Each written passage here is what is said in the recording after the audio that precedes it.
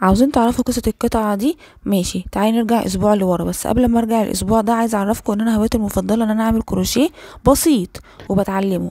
تعالوا بقى نتكلم مع بعض. من اسبوع كده حسيت ان انا عايزه اعمل جيليه صغير البسه كتغيير. المهم ان انا فكرت ان انا استعمل الخيط الجنجاه عشان البقره فيها الوان كتير. المهم قعدت اتفرج على الالوان دي كلها وادور على لوني المفضل، فلقيت البقره دي هي دي كلها الواني المفضله الحمد لله. بعد كده بدات ان انا اعمل حاجه اسمها مربع جراني او جراني سكوير. ده اسهل حاجه ممكن تتعلميها وانت بتبداي كروشيه، والشكل النهائي بيبقى حلو جدا.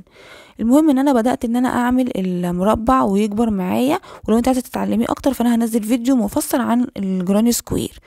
احسن حاجه بقى وانا بشتغل في الجيليه ده ان كل مربع كان بيطلع بلون مختلف، ومش عارفه المربع هيطلع ساده ولا ملون. فكان حاجه حلوه جدا. بعد كده بقى بعد ما انا اشتغلت كل المربعات دي قعدت اختار تنسيق الالوان على حسب ذوقي، وده كان الشكل النهائي.